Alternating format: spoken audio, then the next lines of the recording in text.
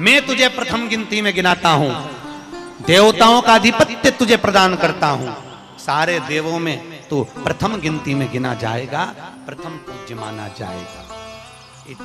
बस शंकर भगवान ने वर दिया। थोड़ी देर बाद कार्तिकेय महाराज कौन आए, जम के बोलो जरा, कार्तिक। और कार्तिकेय जी आए और आकर बोले, पिताजी दंडवत करा, प्रणाम करा, साष्टांग करा, मैं परिक्रमा कर कर आ गया, मैंने परिक्रमा कर।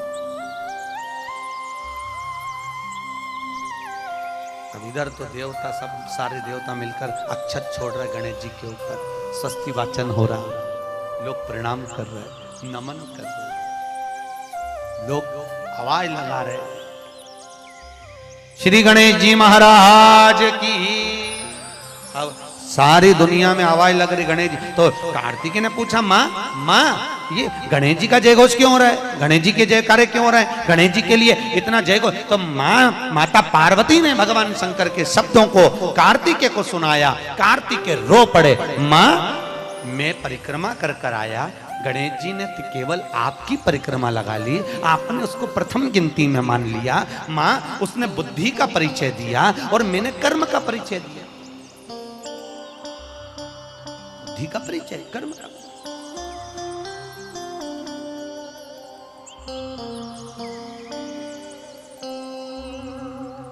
मैंने कर्म का। महाराज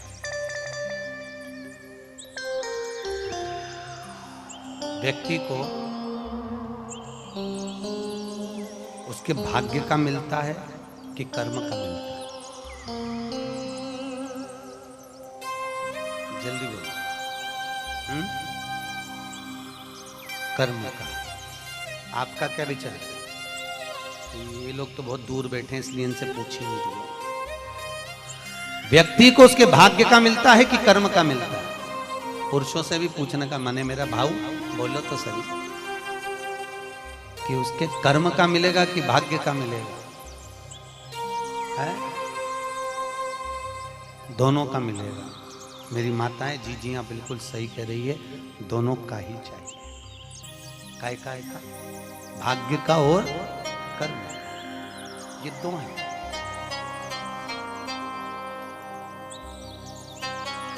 बैंक में एक लॉकर होता है, उस लॉकर में लोग अपनी रकम रखते हैं। बोलो तो सही है गलत? रखते हैं कि नहीं रखते? अपनी चेन, अंगूठी, मोबाइल, पर्स सब लॉकर के अंदर रखते हैं। बैंक में लॉकर होता है, लॉकर में रखने के बाद में लॉकर की दो चाबी होती है। कितनी चाबी लॉकर की? दो। एक चाबी तुम्हारे पास, एक चाबी मैनेजर के पास। तुम्हारी चाबी कितनी भी लगा लो, जब तक मैनेजर की चाबी नहीं लगेगी तब तक वो लॉकर, अरे बोलो जम के, नहीं खुलेगी। और बैंक का मैनेजर कितनी भी चाबी लगा ले, लॉकर खुलेगा क्या? नहीं, तुम्हारी चाबी लगना जरूरी है। उसी तरह तुम्हारी चाबी है कर्म की चाबी, तुम कितनी भी घुमा लो पर वो ताला नहीं खुल सकता जब तक मैनेजर मेरा शंकर अपनी भाग्य की चाबी घुमा कर नहीं जाए। इसलिए तुम कर्म करो, भाग्य की चाबी मेरा भोलेनाथ घुमाएगा, और कब क्या दे जाए तुम्हें मालूम ही नहीं पड़ पाएगा। इसलिए चाबी दोनों होना चाहिए, एक भाग्य की, एक कर्म की। दो चाबी होंगी लॉकर खुलेगा, अगर एक चाबी लगी तो लॉकर नहीं खुलेगा। गणेश जी महाराज को भगवान कार्तिकेय महाराज बोल रहे हैं, माँ मैं कर्म करने गया था, मैं परिक्रमा करने गया था, और यहाँ गणेश जी महाराज को तुमने प्रथम गिनती में बना दिया। माँ ये क्या हुआ? माता पार्वती को गुस्सा तो बहुत आया, क्रोध भी आया। माँ पार्वती की आंख में अश्रु भी भर गए, आंसू। माता पार्वती के नए अश्रु।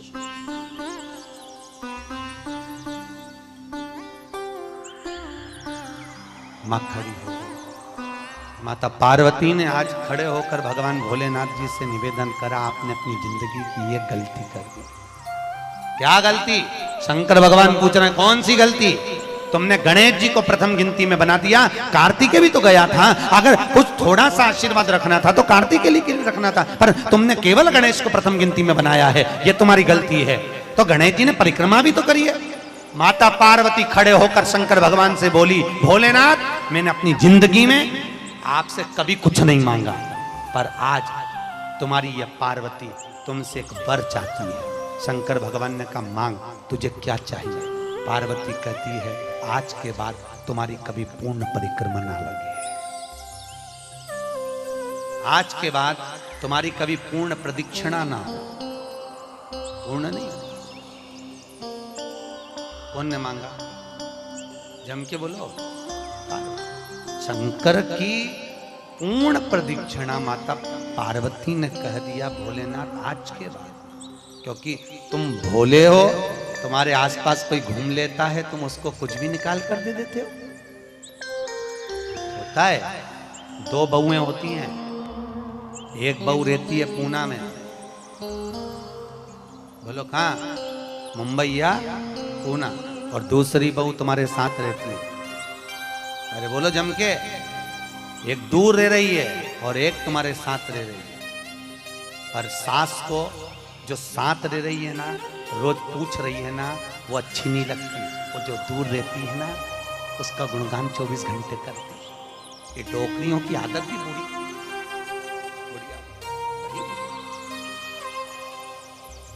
जो पास रह रही वो अच्छी नहीं लग रही, जो दूर रह रही ना वो दिवाली पे आती है, बस दिवाली पे 30 त्योहार पर आती है, और दिवाली पे आते और आके पल्लू वल्लू लेके मम्मी जी मम्मी जी मम्मी जी करके आई आई करके बस 2-4 बार इधर उधर घूमेगी और सास इतनी खुश हो जाएगी, तुरंत अंगूठी निकाल के रख ले।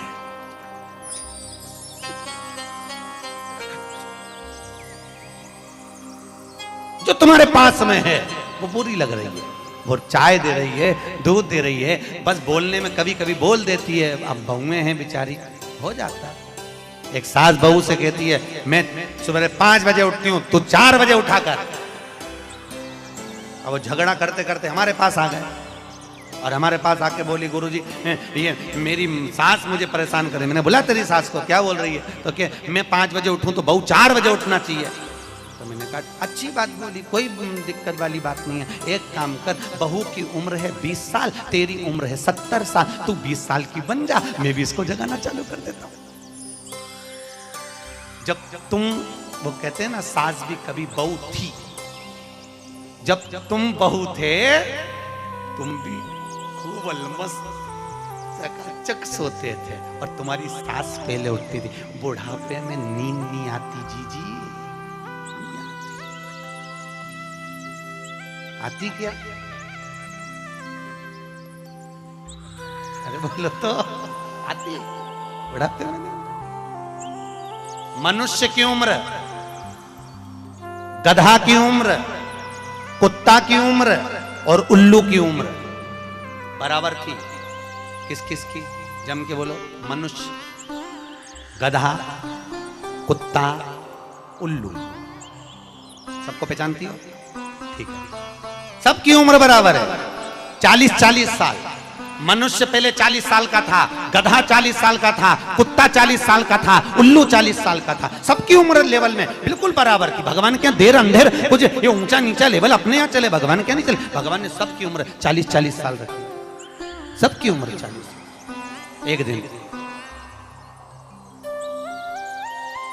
गधा भगवान के पास में आया और गधे ने भगवान से आकर कहा, अरे भोलेनाथ। भगवान शंकर ने पूछा क्या हो गया? महाराज हमारी उम्र 40 साल की दे दी, हम लोगों का बोझा ढोते रहे, लोगों का वजन ढोते रहे, महाराज हमारी उम्र बिल्कुल आधी कर दो, बिल्कुल आधी, हमें इतनी लंबी उम्र नहीं चाहिए। भगवान ने कहा ठीक है गधा, आज से तू 20 साल का।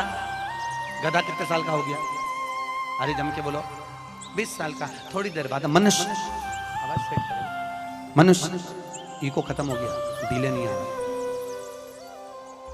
मनुष्य। और थोड़ी देर बाद में मनुष्य भगवान के पास पहुंचा। भोलेनाथ आगे वापस आगे मनुष्य, और भगवान के पास जाकर बोला, भोलेनाथ। भगवान शंकर ने पूछा तुझे क्या हो गया? भोलेनाथ 40 में मेरा क्या होगा? भगवान ने कहा गधे की बच्ची है, कितने साल बचे हैं? 20। मनुष्य कहा दे दो प्रभु, भगवान ने कल ले जा। कितने का हो गया? जम के बोलो 60 का। थोड़ी देर बाद कुत्ता आ गया।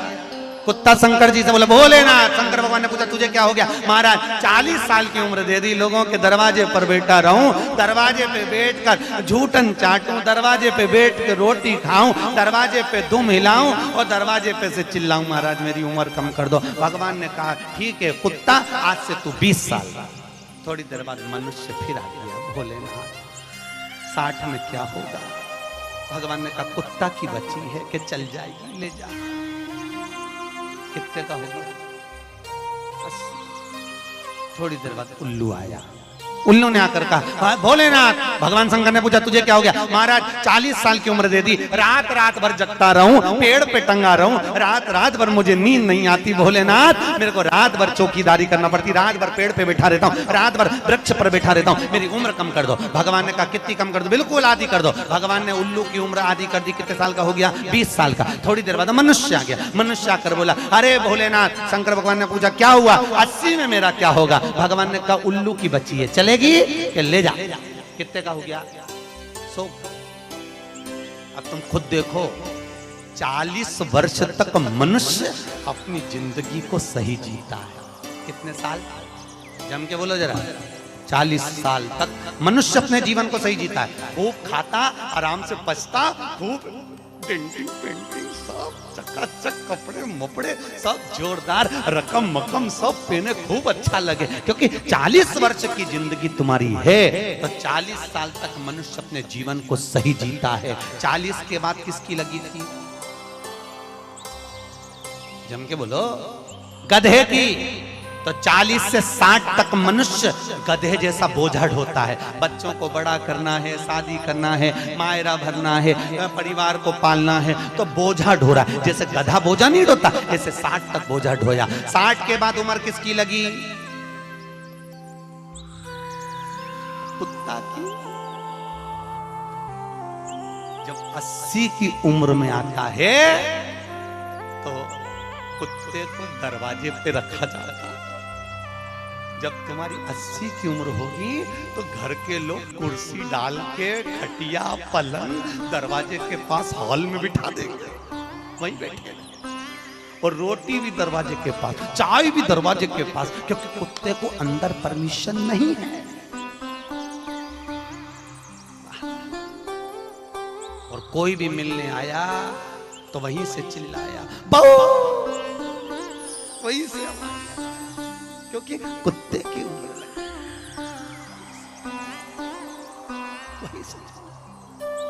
अब कुत्ते के बाद में 80 के बाद 80 से 100 उल्लू की। डॉक्टर साहब क्या गए? डॉक्टर साहब मुझे रात में नींद नहीं आती। डॉक्टर साहब ने टेबलेट दे दी, नींद की गोली दे दी, डॉक्टर साहब ने इंजेक्शन लगा दिया। कितने भी अच्छे अच्छे डॉक्टर को दिखा लेना, पर 80 से 100 साल की जब उम्र होगी डॉक्टर को क्या मालूम कि किसकी लग गई। शिव महापुराण कहती है 80 से 100 में कितनी भी दवाई खाओ, कितने भी इंजेक्शन लगवाओ, पर रात्रि को नींद नहीं आएगी।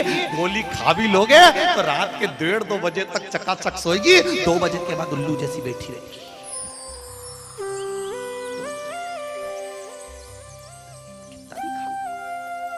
कितनी भी दवाई खाओ, कितने भी अच्छे डॉक्टर को दिखाओ, पर 80 से 100 में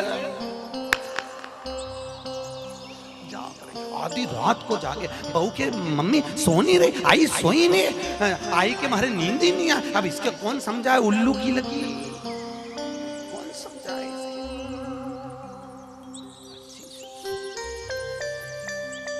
अपन तो सब कथा छोड़ो, अपन अपनी कथा पे आओ। चलो तो जो बहुत दूर रहती है ना वो अच्छी लगती है, जो पास में रह रही है दूर के ढोल सुहा श्रेष्ठ नहीं।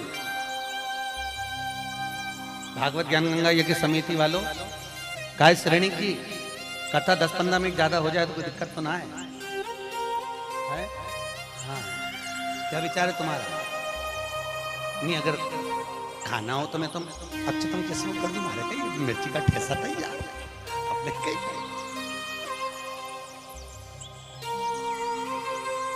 आमठी न चावल आज तो कब चक निपटा। अगला प्रश्न है, तो ये प्रदक्षिणा का प्रश्न है। अगला प्रश्न, शिवलिंग की पूजा करने के लिए शिवलिंग को घर में कहां रखें? जहां तुम्हारी मर्जी है। अब ये तो भगवान शंकर को पूजा घर में रखो ना, जहां पूजन होती है, जहां देवता बैठा हुआ रखो।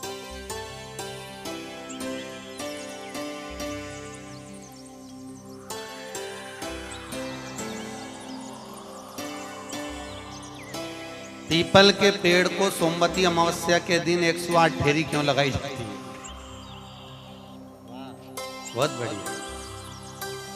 हमने तो नहीं की लगाओ, अब तुम्हारा मन है 108 लगाने का।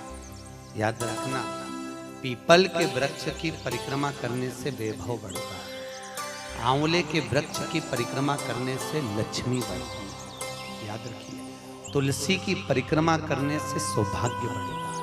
अब 108 मन का लगाओ, चाहे 208 लगाओ, 216 लगाओ, ये आपके ऊपर। यहाँ आपका भाव होना चाहिए कि हम भगवान को कैसे रिझाएं, कैसे रिझाएं, ये आपका भाव है। उसका फल क्या है? तो उसका फल वैभव प्राप्त का है, धन प्राप्त का है, यश प्राप्त का है। आप कितनी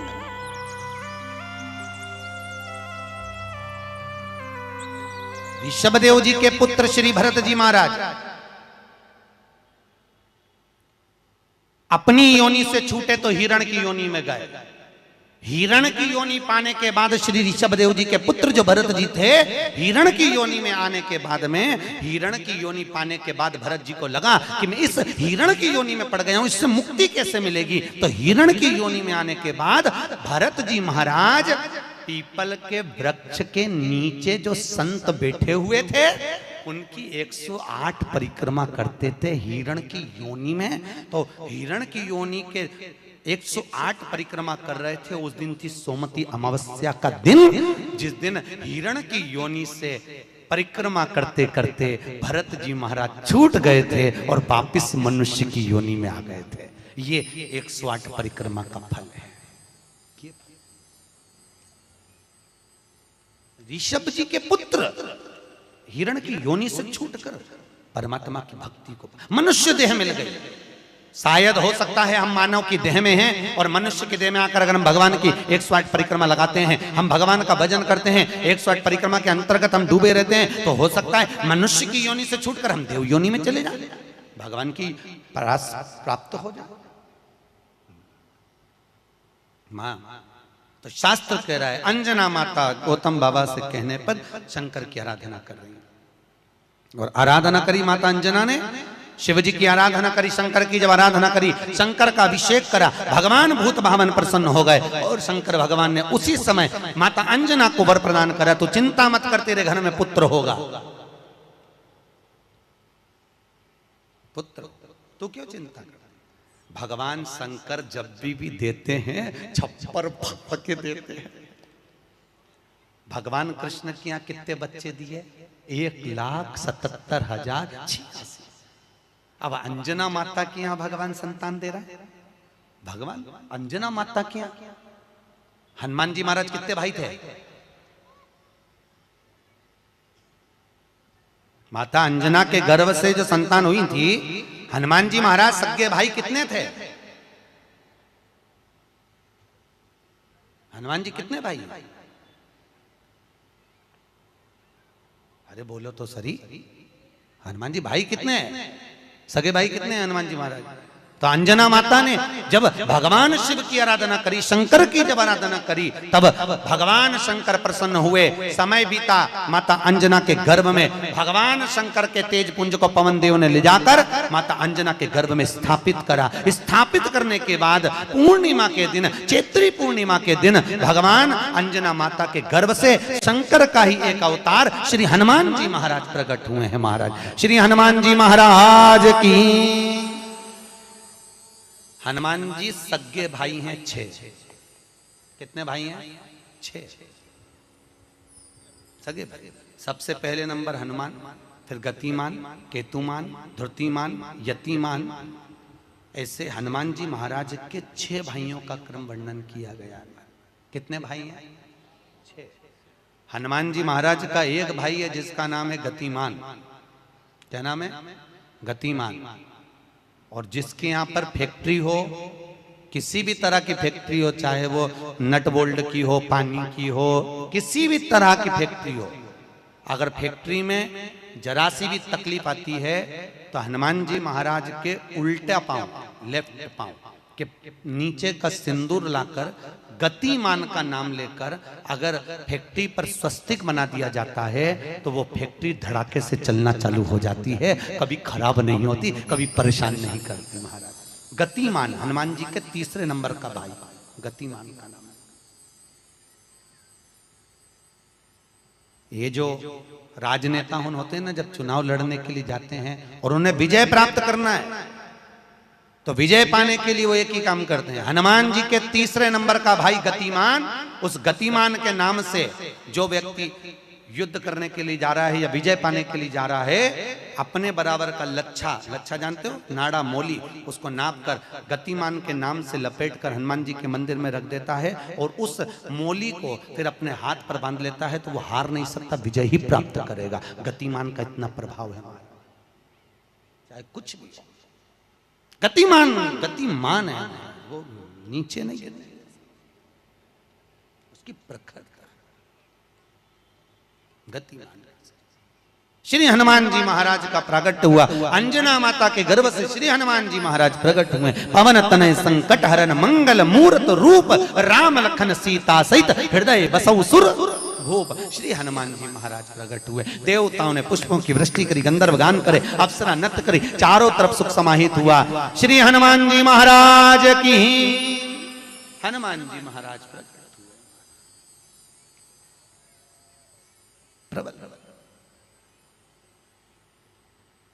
रावण को मारने में सबसे ज्यादा सहयोग किसने करा था? अरे जम के तो बोलो, हनुमान जी। पूरी पृथ्वी पर सबसे ज्यादा मंदिर किसके हैं? बोलो तो हनुमान के। अपने करमाला में तुम गिनना, अगली बार आऊंगा तो पूछूंगा। अगर अगली बार भागवत ज्ञान गंगा यज्ञ समिति ने मान लो बुलाया तो पूछूंगा आपसे आके कि करमाला में कितने हनुमान जी के मंदिर हैं और राम जी के मंदिर कितने हैं। राम जी के मंदिर अगर 5 होंगे तो हनुमान जी के मंदिर 20 होंगे। हर जगह पर हनुमान मिल जाएंगे, हर जगह। कहीं पीपल के नीचे, कहीं कहीं बैठे हुए, कहीं कहीं बैठे, हनुमान ही हनुमान, ढेर सारे हनुमान। हनुमान आखिर हनुमान जी के मंदिर ज्यादा, राम जी के मंदिर कम क्यों? नहीं तो राम के मंदिर ज्यादा होना चाहिए, हनुमान के मंदिर कम होना चाहिए। पर हनुमान के मंदिर ज्यादा इसलिए हुए क्योंकि हनुमान जी ने राम जी की इतनी सेवा करी, इतनी सेवा करी कि भारत की भूमि पर सेवा पुजा गई, इसलिए हनुमान जी के मंदिर ही मंदिर बन गए। मंदिर तुम्हारे भी बन सकते हैं अगर तुम सही से माता पिता की सेवा करो तो। मंदिर बनने में देरी नहीं लगी, तुम करो तो मंदिर बन। रावण को मारने में सबसे ज्यादा सहयोग किसका था? अरे बोलो जम के, हनुमान जी का।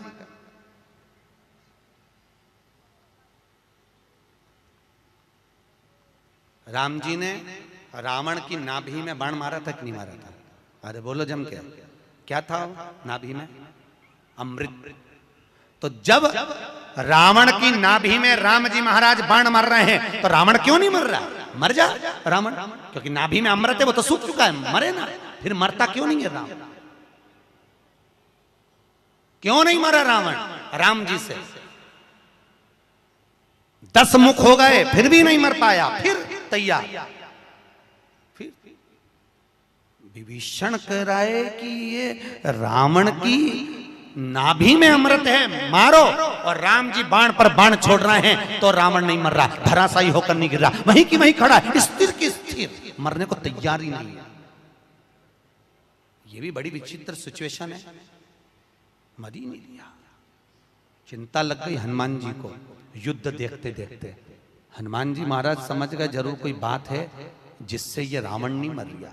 भगवान ने इतने बाण छोड़ दिया नाभि में, विभीषण करे नाभि में मारो, नाभि में ही भगवान मार रहे हैं तो भी नहीं मर रहा। हनुमान जी महाराज ने देखा युद्ध अपनी जगह चलता रहेगा, हनुमान जी गए लंका के अंदर पहुंच गए। एक पंडित जी का रूप रखा, संत का रूप रखा, गुरु का रूप रखा और ब्राह्मण का रूप रखकर हनुमान जी अंदर आए लंका में। और लंका में सब सब सब लोगों के हाथ देखने लगे, हाथ दिखाओ। अब सही सही बताया, हनुमान तो हनुमान, सबका भाग्य बता रहा है। इतने में मंदोदरी के पास खबर पहुंच गई कि लंका में कोई ऐसा विद्वान पंडित आया है जिसको हाथ दिखा तो भाग्य बताता है। मंदोदरी निकल कर बाहर आ गई। मंदोदरी ने आकर कहा, ब्राह्मण देवता मेरा हाथ देखकर बताओ कि मेरा भाग्य क्या कहता है। इतने में हनुमान जी ब्राह्मण के रूप में थे। हनुमान जी ने कहा, पंडित जी बोले ब्राह्मण के रूप में, हनुमान जी बोले तेरे पति के ऊपर काल मंडरा रहा है और तेरा पति मरने को तत्पर खड़ा है।